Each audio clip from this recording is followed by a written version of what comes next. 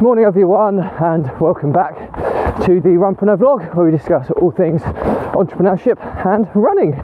It is -3 degrees this morning, so super cold. Fortunately there's no wind, which is always a good sign. So very, very wintry running conditions. And it's Thursday Tales today, which is where we talk about past experiences in business. And today's topic is be very careful when investing with friends or family. So without further ado, let's get started.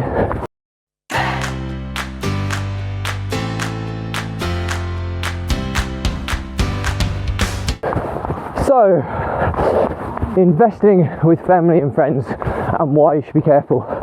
So, I've been burnt pretty badly on this one, and some mistakes that have been actually very, very costly to me personally. And what I've learned from this experience is I personally wouldn't invest with family and friends anymore, because I think when things go well, as when people generally go into an investment, look at the upside and the opportunity, what the two parties that you're investing with can bring to the table, and you often think, oh yeah, this is great, it's only going to be amazing. But it's when things go wrong that you truly realise the risks associated with investing, and certainly investing with partners, whether they're family or friends, or even strangers. I mean, strangers is a little bit different, and I'll give you my reasons why. It's family and friends, when something goes wrong, it can put a strain on a relationship, which it will either sever the relationship, which is worst case scenario, or it will certainly have a significant adverse effect on the relationship, which could be challenging in your personal life. If it's a stranger and something goes wrong, as long as you resolve it correctly, okay, there might be some ill feeling or some, there, but if they're a stranger and you've done the right thing, then you can walk away and say, you know what, that didn't work. And I think that's part number one, is when you go into any kind of investment or venture, joint venture with another party, always start at the worst case. What's the worst that can happen, and what's the process to dealing with the worst case scenario? What's the solution to that problem, and are both sides happy with that? And I'll give you the example of what happened. Well, when I was at university, made some who I thought would be lifelong friends, and people I've lived with, experienced stuff with, that you can only share with people that you've lived with. And I think you think these bonds are rock solid.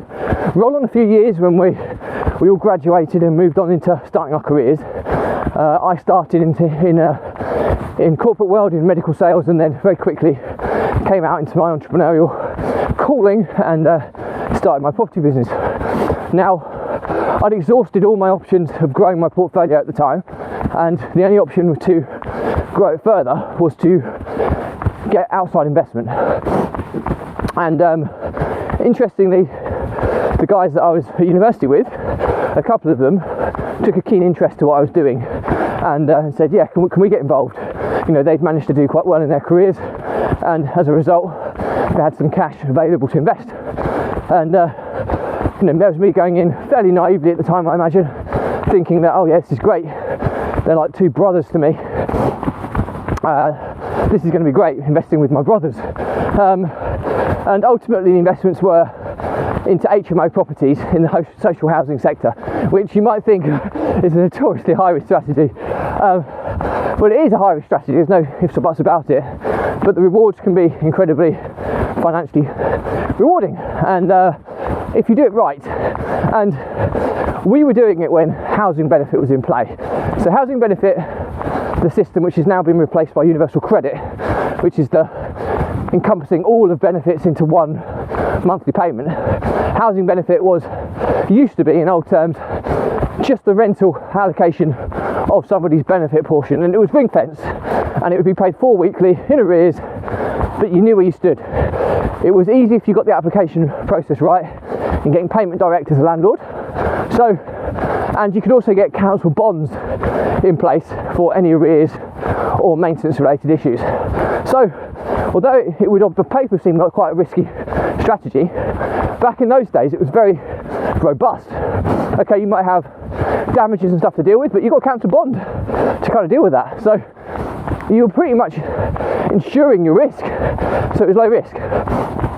So the guys that I used to go to university with invested in several of these. I think we got up to 7 at the end, and the deal was they put the money in, I run it, do all the management, I take all the maintenance hits and everything, and we split the profit share, but they get a guaranteed profit payment every month, which would equate to half of the profit that the property would generate at full occupancy and in full payment. If there was any voids or any maintenance, I would have to foot the bill for that. And for the first few years it went swimmingly well, but then all of a sudden this horrendous rain cloud called universal credit was introduced, and although we still deal with universal credit and HMOs now, and we've got better processes and procedures to dealing with it, when it was introduced in the first instance, it was an absolute shambles. Landlords had no access to getting paid direct, or to get paid direct, the only route was to wait for the tenant to fall 8 weeks into arrears, and then you could apply, and it may take another 8 weeks to get the application through. That's if it was successful, but you didn't get the historic arrears paid back. So all of a sudden this really attractive business model just switched overnight into something that was incredibly loss making, and that also coincided with some really bad stuff that was going on in the business. I think I talked about the rent guarantee scheme that we purchased that went horribly wrong, and as a result the business was left at its peak time making 18-19 grand a month clear, and it was left at kind of 6 or 7 grand a month deficit, so losing that money every month, which is obviously not very sustainable. And so then there were some really different conversations that needed to be had with my 2 lifelong friends, and we dealt with it as best we could. And the challenge that I faced was entrepreneurial pride. You know, these guys had invested in me, believed in me, and all of a sudden stuff had happened that was outside of my control, but I felt it would make them lose confidence in me. So I didn't perhaps manage it as way. I perhaps shouldered more, and I should have been more transparent with disclosure of what was going on in the actual business. But I was trying to paint this picture, yeah, it'll be okay. And inevitably, it wasn't okay. And if I'd have had that conversation at the beginning, we perhaps could have pulled our heads together and come up with a more viable solution. But they were like believing that yes, everything would be okay. We were letting it carry on. I had to reduce the payments I was making to them, so arrears were racking up. And before long, it just got untenable. And as a result, you know,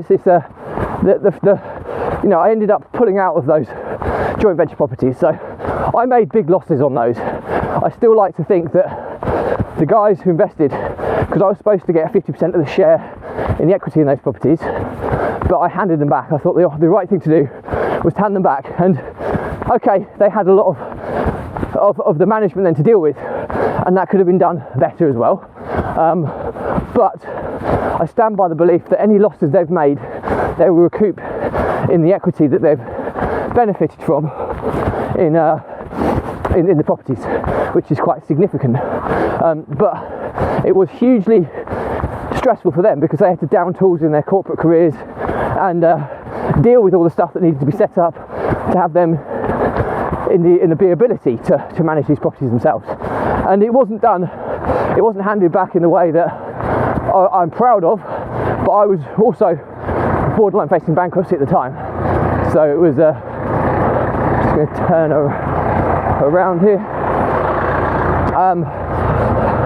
So it's yeah, it was a pretty horrendous time, and as a result we've stayed in contact, but the damage has been done to that relationship. I mean, these were my brothers, and all of a sudden, you know, I've now got a process in place where I'm paying them back the arrears over a course of time. They've got their properties now performing, and everybody's in a much better position. But for the 18 months it took to get to that stage, from when it all collapsed, you know, that was dire period of time, and the communication's only just started again.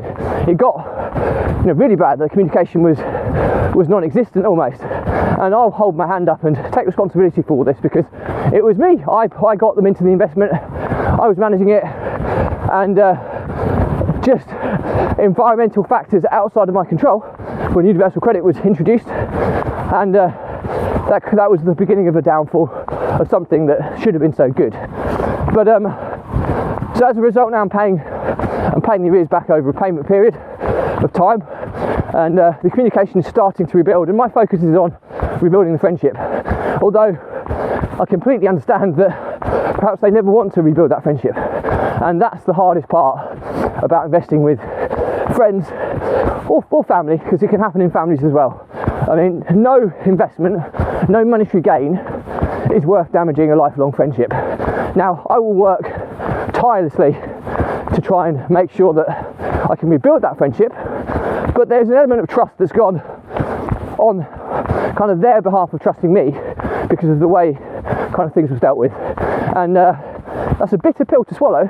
And it wasn't through any dishonesty from my side. I was in survival mode, and I was trying to maintain their trust in me to turn it around, and I have turned the business around because of where we are now, but inevitably it took significantly longer than we perhaps envisaged it was going to take, and they hung on and stuck by me as long as they physically could, and when action needed to be taken, it was almost too late because it put them in some really tricky financial positions, and I was still in some very tricky financial positions at the time. So the learning outcome from it is I from that will never invest with family and friends again. The relationships are too close to my heart to put at risk over a business venture going south. If you do it, because technically when you go into one of these relationships, these partnerships with family and friends, the trust is always there to begin with. When you do it with someone new, the trust isn't there, and it takes time to build that. But I often think it's better to build trust with someone through business rather than have the trust there and then lose the trust through something going wrong, which is an interesting kind of way of looking at it. But to summarise, look at worst case scenario before ever investing. Number 2, understand the risk that you're putting on that family relationship or the friend relationship by going into business with them. Understand it and be ready, and if you make sure you've got an incredibly robust solution to tackle it if it goes wrong. And too many people don't, and I didn't in that instance. I was too naive. Now, whenever I go into any partnership now, I always look at worst case first. I almost expect it to go wrong, and I get agreement from all parties that this is how it will be dealt with if it goes wrong. If you do that, and you've got it written down and documented and signed legally, then there should not be any ill feeling. As soon as you get ill feeling in that relationship, it's very, very difficult to recover. And although I will do my utmost to recover the relationship with these 2 guys that I spent some of the best years of my life with, I'm under no illusion that those friendships may never be fully repaired. Or if they get repaired to friendship status, that might be as good as it gets. Whereas ultimately, they were at best friend status before, and it may be too damaging to get it back to that stage. So, bit of a sad story, and as you can see from talking about this, I get quite down and depressed about the whole situation, because it's something that I've shouldered for a long time. It's something that I deeply regret, but it's something that I look back on. How I could have done it differently is be more open and honest with my communication, rather than believing so strong to myself that I'd turn this around and telling this to the guys. But there was no dishonesty in it. I genuinely believed that I would turn it around as quickly as I wanted to, but the reality was it took a lot longer to turn around than I expected, and that I'm truly sorry for. So yeah, that's pretty much it for today's episode. Bit of a negative one today, but I think it's really, really important. If anybody's looking at these things, understand the risk that you're putting your friendship or family relationship through by going into business with them. And 2, you want to map out the worst case scenario. First, get heads of terms drawn up and detailing legally what happens if stuff goes wrong. And if everybody's in agreement and happy with that, then you proceed forward and you're protecting that relationship. But if something goes south, the pressures and the stresses that will put on your relationship, regardless, can often be too damaging to ever go back to the relationship you had with a family or friend member before. So, hope this has been useful. It's quite eye-opening talking about this stuff, but I think it's good and you get some clarity and focus. And like I say, I've been burned in the development world, so I won't do big developments ever again. I've been burned in losing friends through business. I won't invest in friends again. And well, that might be a bit strong, but and I might end up changing that at some point in the future. But that's my feeling now. Until I'm very, very comfortable with the level of risk that I'm taking. And back in the day, it was all about chasing the next shiny penny. Now, money's no substitute for a loss of a life of what should have been a lifelong friendship. That's kind of rare. And to have those experiences with people and to lose them over something as trivial.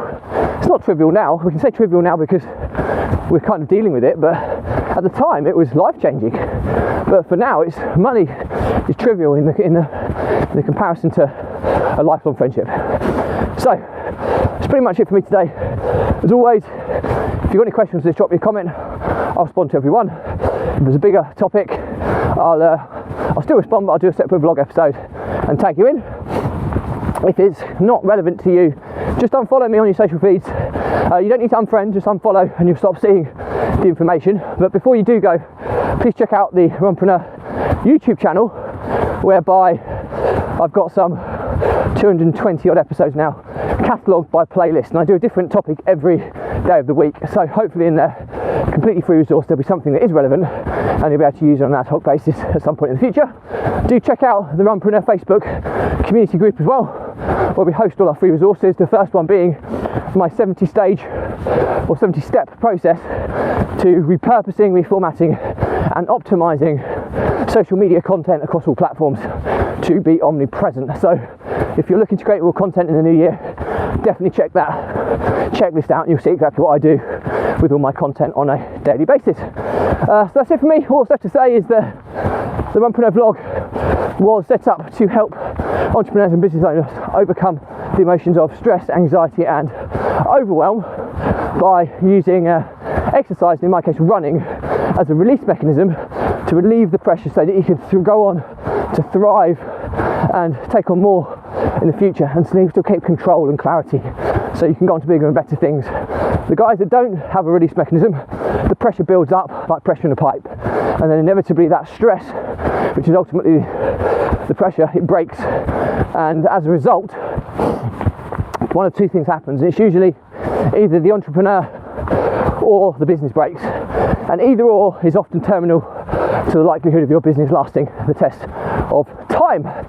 So and I've been there. Okay, I've lost business. I've explained to you in today's episode about how things have gone wrong and I've almost been bankrupt, and it's horrible. And I've struggled with entrepreneurial pride, tricking myself into believing I can deal with it all myself without needing outside help.